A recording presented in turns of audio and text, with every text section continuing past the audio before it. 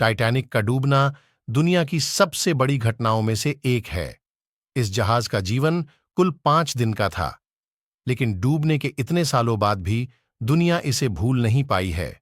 1997 में एक मूवी बनी टाइटैनिक, जो इसकी यादों को एक बार फिर से ताजा कर देती है। मूवी में टाइटैनिक के शुरू होने से लेकर इसके डूबने तक का सफर दिखाया गया है। चलिए वीडियो में आगे बढ़ने से पहले इस जहाज के इतिहास के बारे में जान लेते हैं। टाइटैनिक जहाज 31 मार्च 1909 में बनना शुरू हुआ था और इसके बनने का काम 31 मई 1911 को खत्म हुआ। इसके बनने के दौरान ही 2 लोगों की जान चली गई और 246 लोग घायल हो गए थे। जहाज का स्वामित्व और संचालन ब्रिटिश व्हाइट स्टार लाइन के पास था, जो न्यू जर्सी की अमेरिकी स्वामित्व वाली इंटरनेशनल मर्केंटाइल मरीन कंपनी की सहायक कंपनी थी, जिसमें औद्योगिक टाइकून जेपी मॉर्गन बहुमत शेयर होल्डर थे। टाइटैनिक का मूल स्वामित्व जे ब्रूस इस्मे के पास था, जो व्हाइट स्टार लाइन के अध्यक्ष थे। सन 1912 में उस जहाज की कीमत $7.5 मिलियन थी, जो आज मुद्रास्फीति के हिसाब से लगभग $190 मिलियन के बराबर है।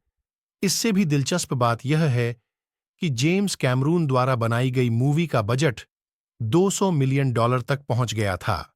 टाइटैनिक के लॉन्च होने तक ओलंपिक दुनिया का सबसे बड़ा जहाज था। हालांकि बाद में टाइटैनिक, जो ओलंपिक से बड़ा और बहुत भारी था, दुनिया का सबसे बड़ा जहाज बन गया। टाइटैनिक की कुल लंबाई 269.1 मीटर, ढलवें की चौड़ाई 28 मीटर और इस जहाज का कुल वजन 46,328 टन था। इसका सफर 10 अप्रैल 1912 में शुरू हुआ था और यह 15 अप्रैल 1912 को आइसबर्ग से टकराकर डूब गया। इसमें करीब 1517 लोगों की मौत हो गई थी। हादसे के वक्त टाइटैनिक 41 किलोमीटर प्रति घंटे की रफ्तार से इंग्लैंड के साउथम्पटन से अमेरिका के न्यूयॉर्क की ओर बढ़ रहा था। 3 घंटे के अंदर 15 अप्रैल 1912 की दरमियानी रात में टाइटैनिक अटलांटिक महासागर में समा गया। जिस जहाज के कभी नहीं डूबने की चर्चा थी, वह डूब गया। हादसे में 1500 के करीब लोग भी मारे गए। हादसे के वक्त टाइटैनिक में यात्रियों और चालकदल मिलाकर कुल 2200 लोग सवार थे। टाइटैनिक जहाज बहुत ही लग्जरी और मॉडर्न स्टाइल का था।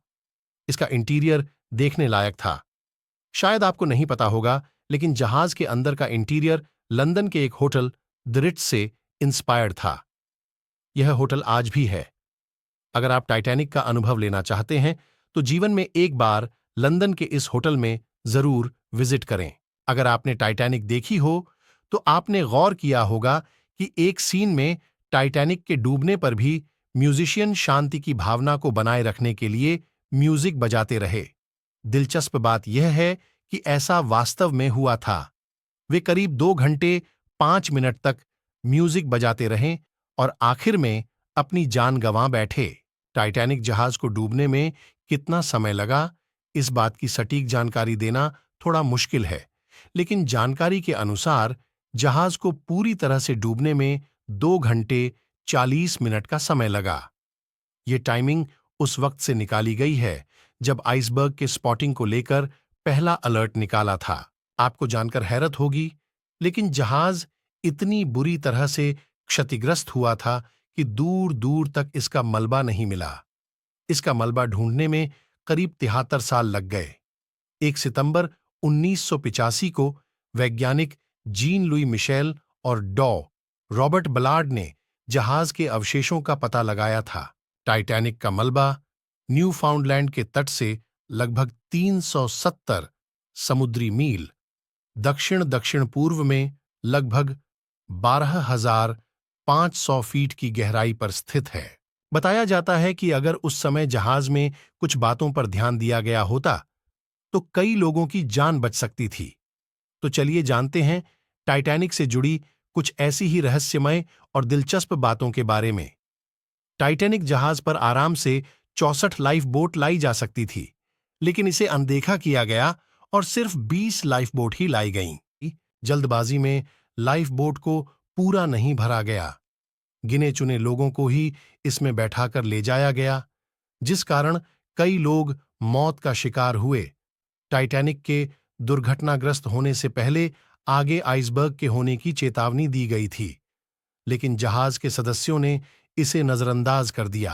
कहते हैं कि आइसबर्ग दिखने पर ऑफिसर्स ने 30 सेकंड पहले इंजन को रिवर्स चलाने का ऑर्डर दिया था, पर आइसबर्ग से बचने के लिए यह काफी नहीं था।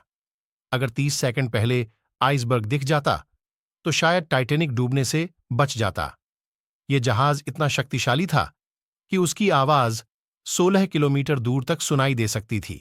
दोस्तों, आपको वीडियो में दी गई जानकारी कैसी लगी, हमें कमेंट में जरूर बताएं और चैनल को सब्सक्राइब करें। धन्यवाद।